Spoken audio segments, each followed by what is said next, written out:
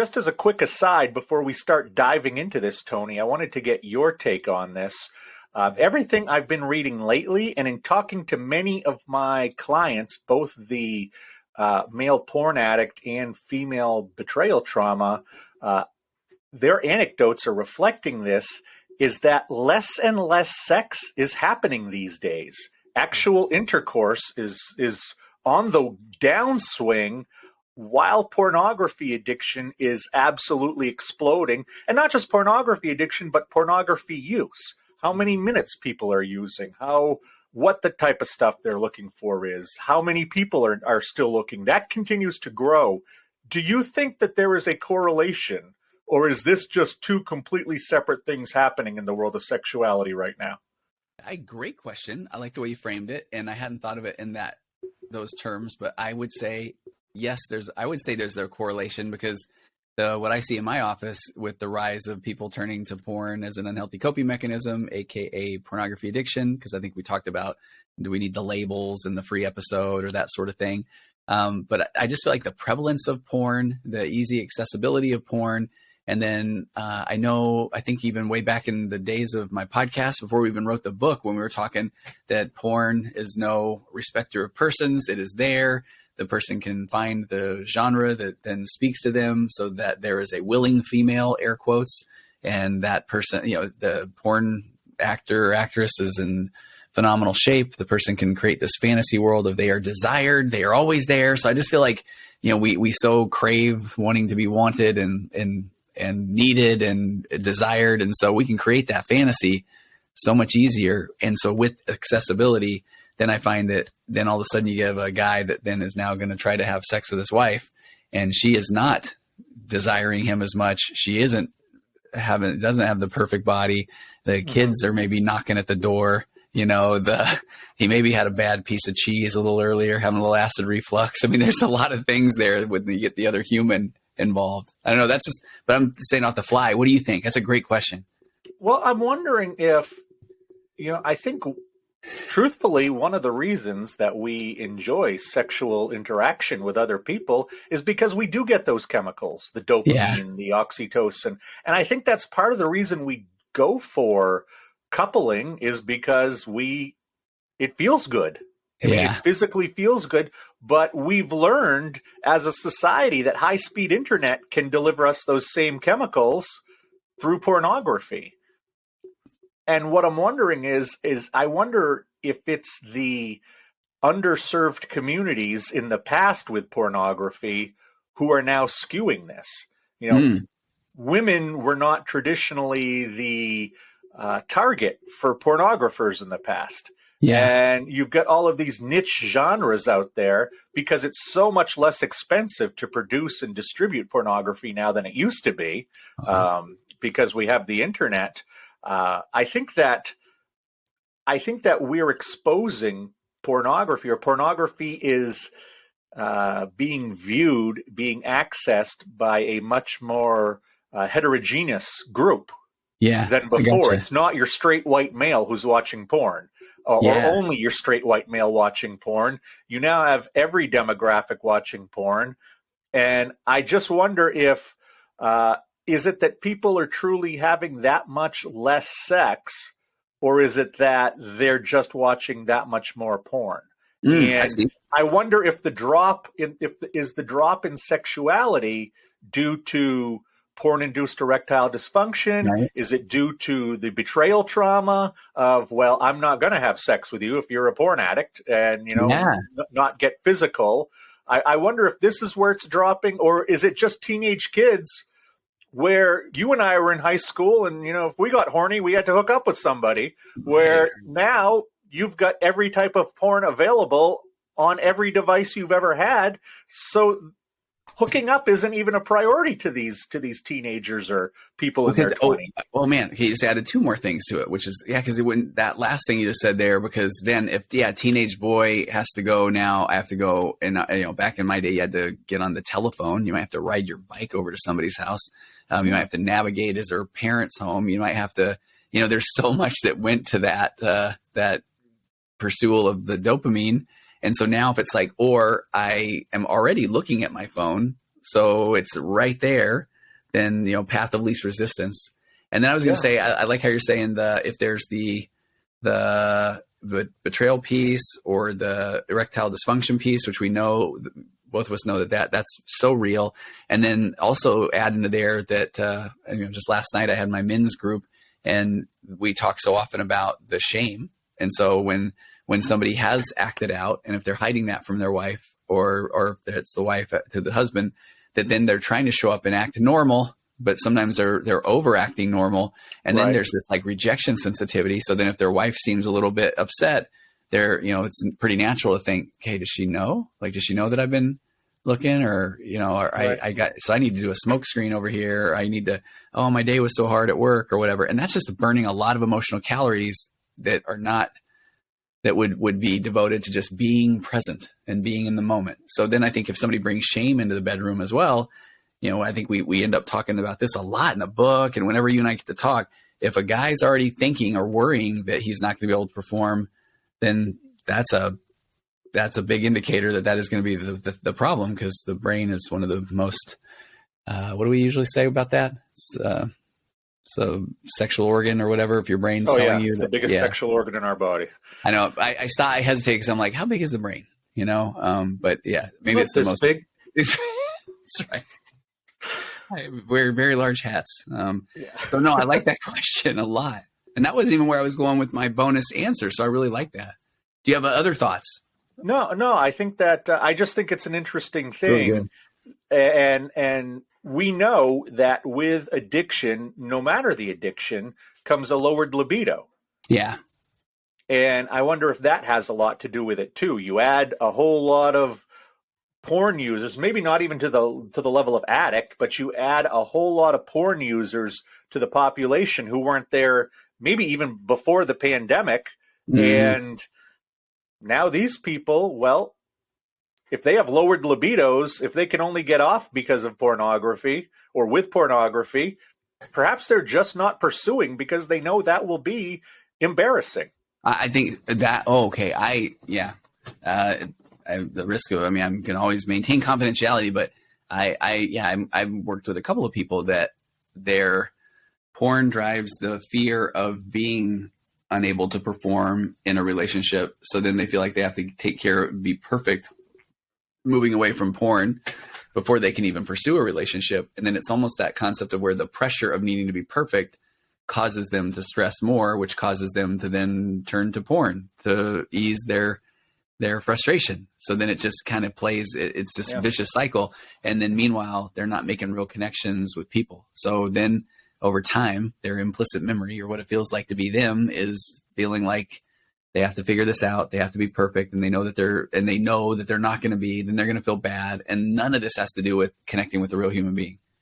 That's deep, Josh. Hey, so when we were talking, sometimes I stumble into that end of the pool. And you did, and it was very good. And when we were looking at this, here's where I so enjoy just having the bonus episodes and being able to just be honest about everything, which is nice. So when I first looked at the question and thinking, okay, I need some bonus content, and I thought, I still like my answer from before, even 3 years ago. So I did what I think any good person did. I literally Googled the differences of sex addiction and porn addiction, and I would love your take on a couple of things that I find very fascinating. I found an article in the recoveryvillage.com where they were saying the key differences: sex addiction involves real people, while porn addiction involves a screen. So I think we're kind of talking about that right now. They said porn addiction is similar to video game addiction. Gaming addiction has recently been officially recognized as a mental disorder by the World Health Organization. Like porn addiction, video game addiction has been on the rise thanks to the prevalence of mobile devices. So maybe that's kind of what we're talking about. Playing video games is similar to watching porn. They say first, neither is harmful in and of itself so long as it is done in moderation, which I would love is that too blanket of a statement? I don't think so. Okay. That's why I don't even say pornography recovery program, my Path Back program. I say if you are looking to turn away from porn as an unhealthy coping mechanism. So, but I think that one can be controversial, and I work a lot in the religious community. And so that's one where I feel like there is an expectation of absolute all or nothing, black or white. Right. And then they say both are problematic when they interfere in a person's daily life. And so this is where I appreciate, I think, what you and I have talked about before.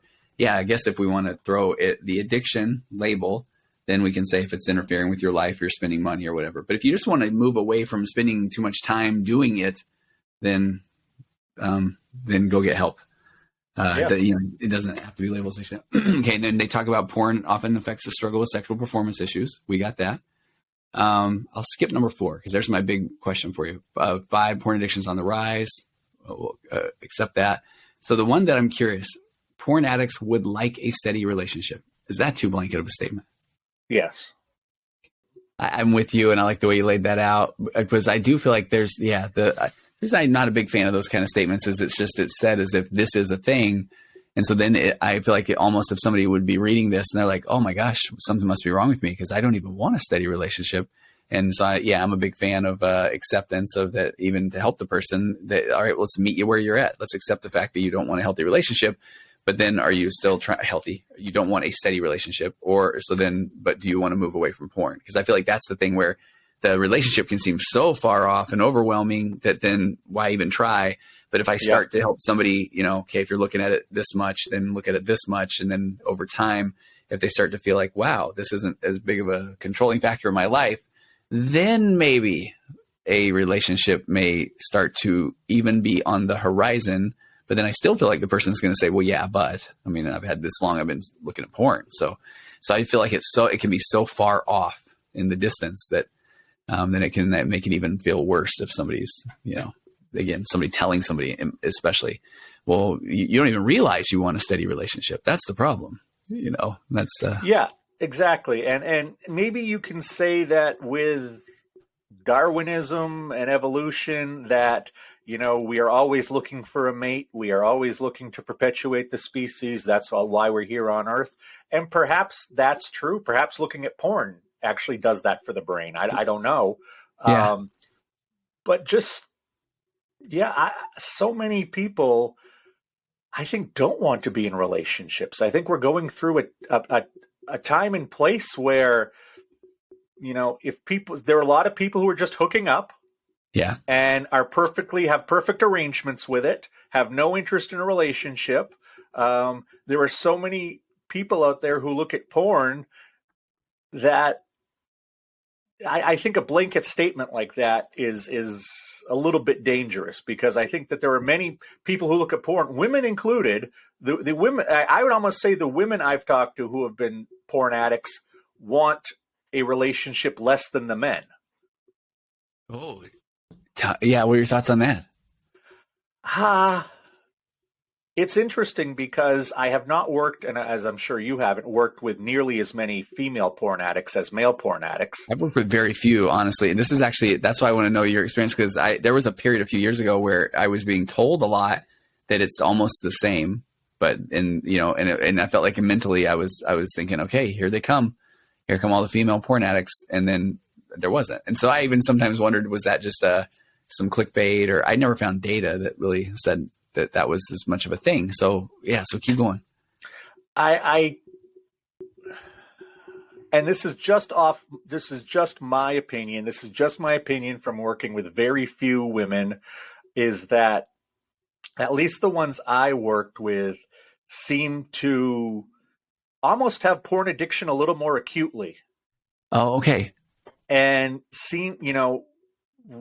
they owned it sooner than the men owned it. Oh, I can see that. And I don't want to say they were proud of it, but they didn't make excuses for it. They were very open and perhaps even sort of graphic with me, in a way that many men aren't. And I think that, again, I got to pick my words carefully. I believe that porn addiction may not be as much of a slow burn for females as it is for males, because it seems like a lot of females started later. Okay, and at least with the ones I've talked with, that they seem to seek help faster. Yeah. And the time that they are a porn addict, if there is any associated negative behaviors around it, like cheating, they pack that into a much smaller time frame than the male porn addicts do. No, that's like, because I do work with, this is something I don't typically podcast about, but I've got the person that will have an affair because of impulse control disorder, a good old sexual compulsion. But then the majority of people that I'm working with, there's been infidelity because they have felt so lack of connection, because I work a lot with emotionally immature or narcissistic traded men and women. So then, they end up causing their partner to completely feel gaslit. They lose their sense of self.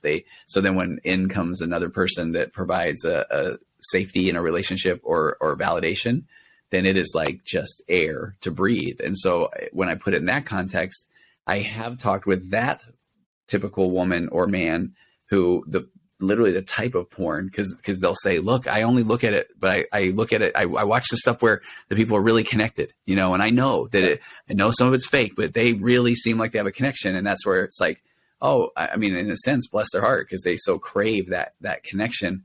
And then I feel like then if they see that outside of their marriage, then it's like, that is just, and when I'm working with that person, I'm saying, hey, you're normal. You're a human being. You want to feel heard and seen and loved, and And as I said earlier, where, the porn industry is not going for just one customer anymore. Yeah. Let's remember, the porn industry is here to make money. Yes. And if they can make money creating more romantic porn, that's going to plays more to a female's interest in what happens in the bedroom versus a male, which is very visual, very active, very body parts. Yeah. From the women I've talked with, they don't need that type of porn as much as men do. Totally. So I think we just solved it. Thank God. Thank God. We did it again. Solving the world's problems. We did. I enjoyed that though, because that one today, I mean, the bonus episode 1, we just spun gold. This one, I saw that, and all I could think about was I was thinking I would be hilarious, and if you were going to ask me, did I have a different take now on my answer, I was going to say I do not. Josh, fill the next 19 minutes and 55 seconds. But I could have. You could have. It's true. As I know you could have. Exactly. What a joy. Okay. Joshua Shea, will you come back for a free episode number 3 as well as a bonus? Absolutely. Okay. I'll be back. I'm very much enjoying this. And thanks to everyone who, if you're here, that means that you have enjoyed it enough that you've given up some of your hard-earned money, and we greatly appreciate it, because this is the Josh and I have both been doing this long enough that this was the thing that no one ever talked about. What's the name of your first book? My first book was The Addiction Nobody Ever Talks About. There we go. Right. And now we've got a podcast, and we're talking about it, and we're being humorous, and we've got real data, and between both of us, literally thousands of people we've worked with and spoken to. And so we're talking about it. And it is, I think it really does resonate, and it helps. So thank you, Joshua. Thank you, Tony. All right. I was going to say we'll see you next time on the virtual couch, but that is not this podcast. But we will. Shameless plug. Yeah. But we will see you next time on He's a Porn Addict Now What? I always want to say the musical. Have I already used that joke? No, but I think that'd be a great idea. Okay. Sing us out, Josh. I'll start scoring it right now. That sounds like a wonderful idea. So I look forward to the score in episode 3. All right. Good seeing you, I Tony. won't stop. You too. Okay. Where's the stop button? There's one. Oh, there it is.